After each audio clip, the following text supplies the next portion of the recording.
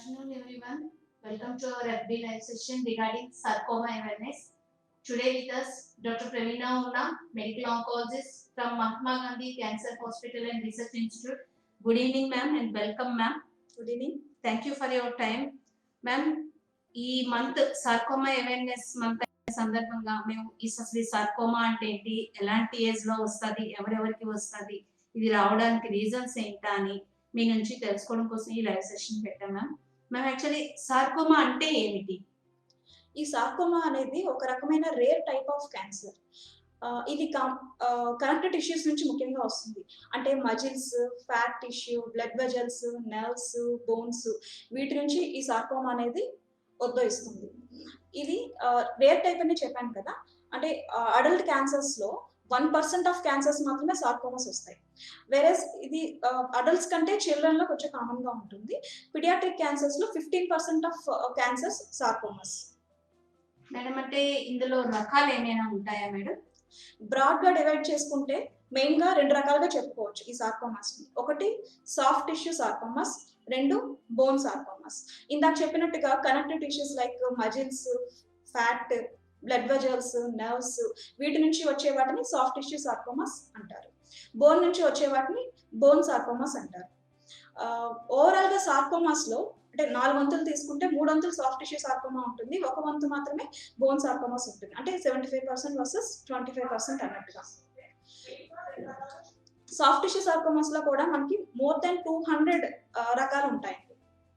Bone sarcomas లో అయితే common గా మనం చూసేది ఆస్టియోసార్కోమా, ఈవింగ్ సార్కోమా, కాండ్రోసార్కోమా. ఇవే ముఖ్యంగా ఎక్కువగా చూస్తూ ఉంటాము. ఇంకా అలాగే చాలా రకాల రేర్ గా వచ్చే బోన్ సార్కోమాస్ కూడా ఉన్నాయి. మేడం ఇన్ని టైప్స్ చెప్పారు కదా, ఇది కామన్ గా ఎటువంటి ఏజ్ వాళ్ళకి వస్తుంటది, పెద్దవాళ్ళలోనా చిన్న వాళ్ళలో ఎక్కువగా ఎలాంటి వాళ్ళకి వస్తుంటుంది? ఏజ్ అనేది depends on type of sarcoma. ఇప్పుడు సాఫ్ట్ టిష్యూ సార్కోమాస్ కనుక తీసుకుంటే mostly middle age, elderly age లో కామన్ గా చూస్తూ ఉంటాం. అలాగే బోన్ సార్కోమాస్ ఇందాక చెప్పినట్టుగా కామన్ గా పిల్లల్లో చూసే బోన్ సార్కోమాస్ ఆస్టియోసార్కోమా మరియు ఈవింగ్ సార్కోమా. ఈ ఆస్టియోసార్కోమా అనేది గ్రోయింగ్ బోన్స్ లో అంటే అరౌండ్ నీ జాయింట్, ఈ థై బోన్ ఉంది కదా, ఈ థై బోన్ యొక్క చివరి భాగం కానీ, టిబియా లెగ్ బోన్ యొక్క పై భాగంలో కానీ కామన్ గా చూస్తూ ఉంటాము. అలాగే ఈ ఆర్మ్ బోన్, ఈ హ్యూమరస్ అంటారు, ఈ హ్యూమరస్ లో కూడా కామన్ గా ఈ ఆస్టియోసార్కోమా అనేది చూస్తూ ఉంటాము. ఈవింగ్ సార్కోమాకి వచ్చేసరికి ఇది కామన్ గా ఫస్ట్ మోస్ట్లీ చూసే సైట్ వచ్చే బోన్ ఏంటి అంటే పెల్విక్ బోన్, మక్క ఎముక అంటారు కదా, ఈ పెల్విక్ బోన్ లో కామన్ గా చూస్తాము. అలాగే షోల్డర్ గడ్డింగ్ అండ్ రిబ్స్ అంటే పక్క ఎముకల్లో కూడా కామన్ గా ఈవింగ్ సార్కోమా అనేది చూడడం జరుగుతుంది. మేడం అంటే సాధారణంగా ఈ సార్కోమా అనేది సాధారణంగా ఎముకలు అంటే బోనుల్లోనే వస్తుందా, ఇంకేమైనా భాగాలు ఇలాంటి వాటిలో వస్తుందా? ఇందాక చెప్పుకున్నట్టుగా బోన్స్ లోనే అండ్ ఈ కనెక్టివ్ టిష్యూస్ లోనే కామన్ ఈ సార్కోమా అనేది చూడడం జరుగుతుంది. అండ్ ఏజ్ వైజ్ వచ్చేసరికి ఆస్టియోసార్కోమా అనేది ఈవింగ్ సార్కోమా అనేది చిల్డ్రన్ లో గ్రోయింగ్ ఏజ్ లో కామన్ గా వస్తుంటుంది. అలాగే ఈవింగ్ సార్కోమా మెయిన్ గా అడల్ట్స్ అండ్ యంగ్ అడల్ట్స్ లో కామన్ గా చూస్తూ ఉంటాం. మేడం దీనికి సిమ్టమ్స్ ఏమైనా స్పెసిఫిక్ గా ఉంటాయి, ఉంటే ఇది వచ్చింది అని మనం తెలుసుకోవడానికి? సిమ్టమ్స్ అనేవి మెయిన్ గా ఏ పార్ట్ లో వచ్చింది, ఏ రకమైన సార్కోమా అనే దాన్ని బట్టి డిపెండ్ అయి ఉంటుందండి. బోన్ సార్కోమాస్ కి, సాఫ్ట్ టిష్యూ సార్కోమాస్ కి కామన్ గా చెప్పుకునే సిమ్టమ్స్ పెయిన్, స్వెల్లింగ్. కానీ అది వచ్చే ఆర్డర్ అనేది రెండిటికి ఆపోజిట్ ఉంటుంది. ఇప్పుడు బోన్ సార్కోమాస్ లో కామన్ గా మనం ఫస్ట్ చూసే సిమ్టమ్ ఏంటంటే పెయిన్. అంటే బోన్ అనేది చాలా టైట్ కంపార్ట్మెంట్. అందులో ఒకసారి ట్యూమర్ ఫామ్ అవడం స్టార్ట్ అయ్యి సెల్స్ విభజన జరిగి కణితి ఫామ్ అయ్యి బ్లడ్ సప్లై పెరిగాక దాంట్లో ప్రెషర్ పెరుగుతుంది. బోన్ అనేది ఇనాలాస్టిక్ గా ఉంటుంది కాబట్టి ఎక్స్పాండ్ అవ్వలేదు. సో ఫస్ట్ వచ్చే సిమ్టమ్ ఏంటంటే బోన్ సార్కోమాస్ లో పెయిన్. కామన్ గా పిల్లల్లో గ్రోత్ పెయిన్స్ అని, అంటే ఏదో పడిపోయాడులే, దెబ్బ తగిలిందని చాలా మంది నెగ్లెక్ట్ చేస్తూ ఉంటారు. అలా నెగ్లెక్ట్ చేయడం వల్ల అది అడ్వాన్స్ స్టేజ్ లోకి వెళ్తుంది. కానీ స్వెల్లింగ్ అనేది ఫస్ట్ పెయిన్ స్టార్ట్ అయ్యాక కణితి పెరిగాక మాత్రమే స్వెల్లింగ్ వస్తుంది. అలాగే మూడో సింటమ్ ఏంటి అంటే పెథలాజికల్ ఫ్రాక్చర్స్. మనం చెప్పినట్టుగా బోన్ చాలా స్ట్రాంగ్ గా ఉంటుంది అన్నాం కదా, అంటే పెద్ద యాక్సిడెంట్ కానీ పెద్ద ఇంజరీ జరిగితే కానీ కామన్ గా ఫ్రాక్చర్ అవ్వదు. కానీ సార్కోమాస్ వచ్చిన వాళ్ళలో మాత్రం చిన్న ట్రివియల్ ట్రామా, అంటే ఇంట్లో ఏదైనా పడిపోయినా చిన్న దెబ్బకు మాత్రమే ఈజీగా ఫ్రాక్చర్ అయిపోతూ ఉంటుంది. ఇటువంటి ఫ్రాక్చర్స్ అయినప్పుడు కూడా ఈ బోన్ సార్కోమాస్ అనేవి సస్పెక్ట్ చేయాల్సి ఉంటుంది. అలాగే సాఫ్ట్ టిష్యూ సార్కోమాస్కి వచ్చేసరికి సిమ్టమ్స్ అన్ని ఆపోజిట్ ఉంటాయి. ఫస్ట్ స్వెల్లింగ్ స్టార్ట్ అవుతుంది. ఈ మజిల్ టిష్యూస్ అన్ని కండరాలన్నీ ఎలాస్టిక్ గా ఉండడం వల్ల చిన్న సైజు ఉండేటప్పుడు మనకి సిమ్టమ్స్ తెలియదు. ఫస్ట్ పెయిన్ ఉండదు, పెయిన్లెస్ స్వెల్లింగ్ గా స్టార్ట్ అవుతుంది. అది బాగా పెద్దదయ్యి పెద్ద సైజు వచ్చి సరౌండింగ్ టిష్యూస్ ని కంప్రెస్ చేసి నర్వ్స్ ని కంప్రెస్ చేసినప్పుడు మాత్రమే పెయిన్ స్టార్ట్ అవుతుంది. అలాగే డిస్టల్ పార్ట్ లో వాపు రావడం, ఇటువంటి సిమ్టమ్స్ కూడా స్టార్ట్ అవుతాయి. సో ఏదైనా pain, chronic pain more than 2 to 3 weeks ఉండి బాగా సివియర్ గా ఉండి, అలాగే రెస్ట్ పెయిన్ అంటారు. కామన్ గా మనం ఎవరికైనా సరే ఎక్కువగా వర్క్ చేసినా, హార్డ్ వర్క్ చేసినా పెయిన్స్ వస్తాయి. కానీ కొంత రెస్ట్ తీసుకున్నాక తగ్గిపోతూ ఉంటుంది. రెస్ట్ తీసుకున్నా తగ్గకుండా ఏ పని చేయకపోయినా రెస్ట్ పెయిన్ ఉంటూ స్లీప్ ని డిస్టర్బ్ చేసి నైట్ టైం కూడా ఎక్కువగా పెయిన్ ఉంది, క్రానిక్ గా ఉంది, సివియరిటీ పెరుగుతోంది అంటే గనక నెగ్లెక్ట్ చేయకుండా వెంటనే డాక్టర్ ని సంప్రదించాలి. అలాగే ఎక్కడైనా బాడీలో స్వెల్లింగ్ వచ్చి మెయిన్ గా ఈ సాఫ్ట్ టిష్యూ సార్కోమాస్ అనేవి ఆర్మ్స్, లెగ్స్ లో వస్తూ ఉంటాయి. సో చేతుల పైన కానీ, కాళ్ళ పైన కానీ, కొంతమందిలో ట్రంక్ మీద వస్తుంటాయి. రిట్రోపెటాన్ సార్కోమాస్ అంటారు. ఎక్కడైనా స్వెల్లింగ్ ఉండి ర్యాపిడ్ గా పెరుగుతూ ఉంది, అది పెయిన్ లేకపోయినా సరే ర్యాపిడ్ గా పెరుగుతూ ఉంది అంటే గనక వెంటనే డాక్టర్ ని సంప్రదించి తగిన సలహా తీసుకోవాల్సి ఉంటుంది. మేడం దీనికి కారణాలు అంటే ఏమైనా స్పెసిఫిక్ రీజన్స్ మనం ఇలాంటి పని చేయడం వల్ల లేదా ఇలాంటి ఆహారం తీసుకోవడం ఏమైనా కారకాలు ఉంటాయా మేడం ఇవి రావడానికి? ఈ సార్కోమాస్ అన్ని మోస్ట్‌లీ స్పోరాడిక్ అంటారండి. అంటే స్పెసిఫిక్ గా ఒక కారణం అనేది ఉండదు. కొన్ని రకాల సార్కోమాస్‌కి మాత్రమే కొన్ని సిండ్రోమ్స్, ఇప్పుడు కొన్ని రకాల లైఫ్-రామిలీ సిండ్రోమ్ అని, గార్డ్నర్ సిండ్రోమ్ అని, కొన్ని రకాల జెనెటిక్ మ్యుటేషన్స్ ఉన్న వాళ్ళలో ఈ ఫెమిలియల్ సిండ్రోమ్స్ అనేవి వస్తూ ఉంటాయి. ఇటువంటి వాళ్ళలో కొన్ని రకాల సార్కోమాస్ కామన్‌గా చూడడం జరుగుతుంది. అలాగే కొన్ని రకాల కెమికల్ కార్సినోజన్స్, ప్లాస్టిక్ ఇండస్ట్రీస్ లో వాడే వినైల్ క్లోరైడ్ అని, ఆర్సెనిక్ అని, ఇటువంటి కెమికల్స్ వల్ల కూడా కొన్ని రకాల లివర్ సార్కోమాస్ అనేవి రావచ్చు. అలాగే క్రానిక్ లింఫెడిమా, ఇప్పుడు బ్రెస్ట్ క్యాన్సర్ సర్జరీ అయిన వాళ్ళకి చంకలో కూడా లింఫ్ నోడ్స్ అనేవి రిమూవ్ చేయడం జరుగుతుంది. అటువంటి వాళ్ళలో చేతులు బాగా వాచిపోయి ఉంటాయి, అంటే లింఫెడిమా అంటారు. అలా క్రానిక్ గా లింఫెడిమా ఉన్న వాళ్ళలో కూడా యాంజియోసార్కోమా అనే ఒక రకమైన సార్కోమా వచ్చే అవకాశాలు ఎక్కువగా ఉంటాయి. ఈ లింఫెడిమా అనేది బ్రెస్ట్ క్యాన్సర్ వాళ్ళలో కాకుండా ఫైలేరియాసిస్, క్రానిక్ ఫైలేరియాసిస్ ఉన్న వాళ్ళలో కూడా ఈ లింఫెడిమా కామన్ గా చూస్తాము. వాళ్ళలో కూడా ఈ యాంజియోసార్కోమా వచ్చే అవకాశాలు ఎక్కువగా ఉంటాయి. అలాగే చిన్న వయసులో రేడియేషన్, కొన్ని రకాల క్యాన్సర్స్ కి చిన్న వయసులో రేడియేషన్ ట్రీట్మెంట్ అనేది ఇవ్వడం జరుగుతుంది. వీళ్ళల్లో ఒక 10 సంవత్సరాలు దాటిన తర్వాత ఆ రేడియేషన్ ఇచ్చిన పార్ట్ లో సార్కోమా వచ్చే అవకాశాలు ఉండొచ్చు. అలాగే కొన్ని రకాల వైరల్ ఇన్ఫెక్షన్స్, హెచ్ఐవి ఉన్న వాళ్ళల్లో హ్యూమన్ హెర్పిస్ వైరస్ 8 అని, హెచ్హెచ్వి 8 ఇన్ఫెక్షన్ ఉన్న వాళ్ళలో కపోజిస్ సార్కోమా అని ఒక రకమైన సార్కోమా రావచ్చు. సో ఇవన్నీ రావడానికి కొన్ని రిస్క్ ఫ్యాక్టర్స్. కానీ ఓవరాల్ గా చాలా వరకు సార్కోమాస్ అనేవి నాన్ స్పెసిఫిక్ గా వస్తూ ఉంటాయి. అంటే ఏ రకమైన రిస్క్ ఫ్యాక్టర్స్ లేకపోయినా కూడా ఇటువంటి సార్కోమాస్ వచ్చే అవకాశం చాలా ఉంటుంది. మేడం అసలు దీన్ని ఎలా డయాగ్నోస్ చేస్తారు? ఒక పేషెంట్ మీ దగ్గరికి వస్తే అసలు వాళ్ళకి ఆ కంప్లైంట్ ఉంది అని ఎలా డయాగ్నోస్ చేస్తారు?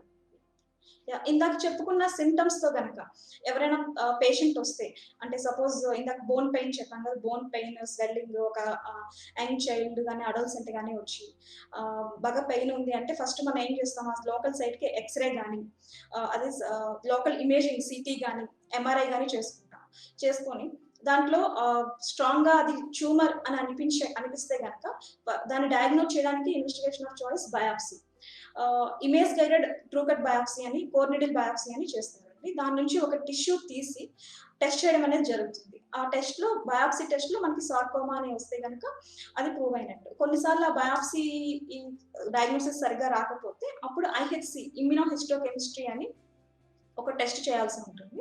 అంటే కొన్ని రకాల మార్కర్స్ టెస్ట్ చేస్తారు ఆ టిష్యూ పైన. వాటిలో సార్కోమా అని కన్ఫర్మ్ అయితే గనక అప్పుడు అది పార్ట్ కే కన్ఫైన్ అయి ఉందా, లేదంటే బాడీలో ఇంకేమైనా పార్ట్ కి స్ప్రెడ్ అయిందా అని తెలుసుకోవడానికి కొన్ని రకాల ఇన్వెస్టిగేషన్స్ చేయాల్సి ఉంటుంది.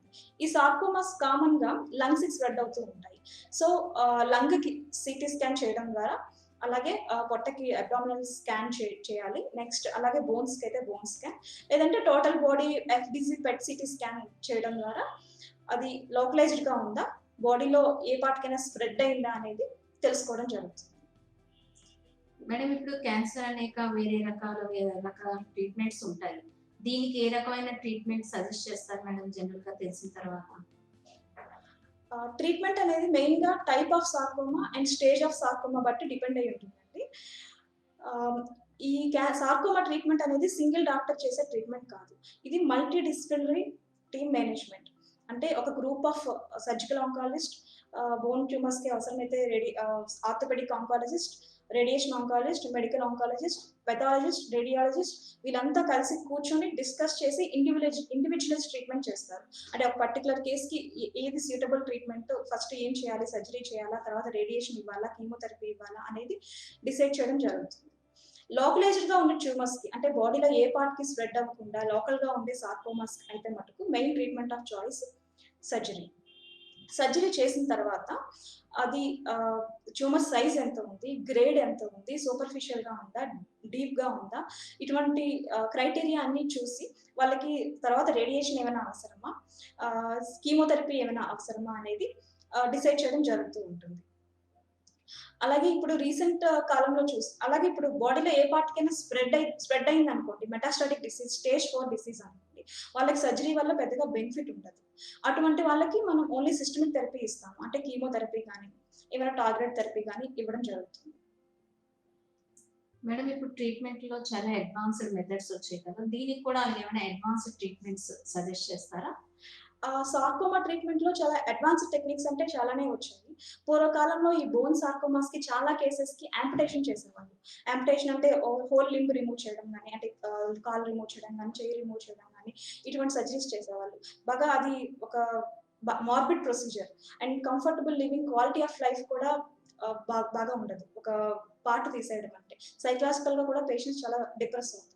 సో, ఇటీవల కాలంలో limb salvage surgeries or limb conservative surgeries అనేవి అందుబాటులోకి వచ్చాయి. అంటే కంప్లీట్ లింబ్ రిమూవ్ చేయకుండా ఓన్లీ ఏ బోన్ అయితే ఎఫెక్ట్ అయిందో దాన్ని రిమూవ్ చేసి దాని ప్లేస్‌లో బోన్ గ్రాఫ్ట్ పెట్టడం గాని, లేదంటే ఆర్టిఫిషియల్ ప్రాసెస్ పెట్టడం గాని చేసి లింబ్ రిమూవ్ చేయకుండా లింబ్‌ని సాల్వేజ్ చేయగలుగుతున్నారు.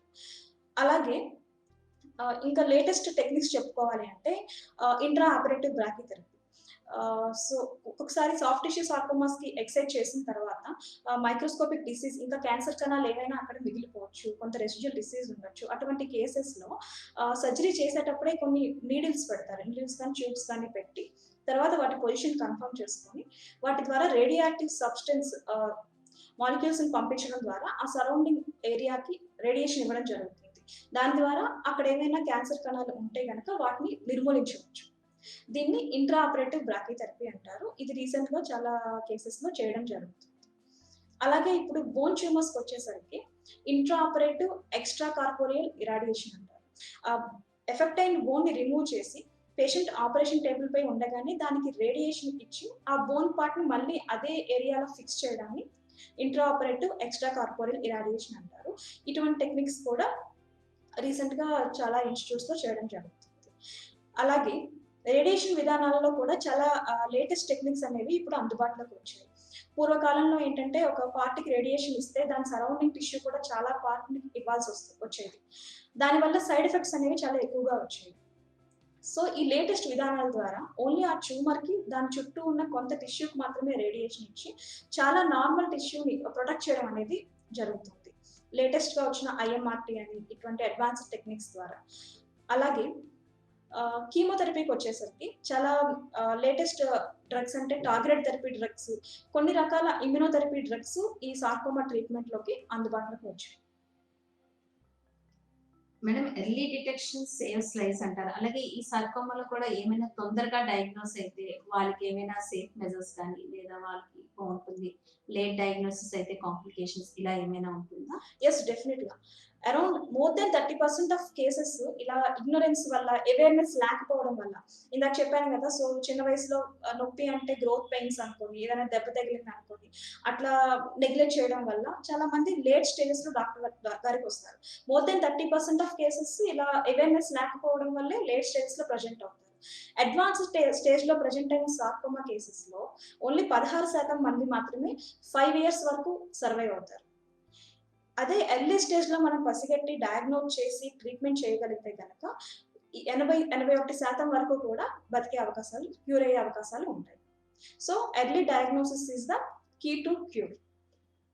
మేడం ఇప్పుడు వీళ్ళు ఒకసారి ట్రీట్మెంట్ అయిన తర్వాత మళ్ళీ హాస్పిటల్ విజిట్ చేయాలా? లేకపోతే ఒకసారి ట్రీట్మెంట్‌తో వాళ్ళది అక్కడ వరకు ట్రీట్మెంట్ వర్క్ క్లోజ్ అవుతుందా? లేదా ఫాలో అప్స్ అది వస్తూ ఉండాలా?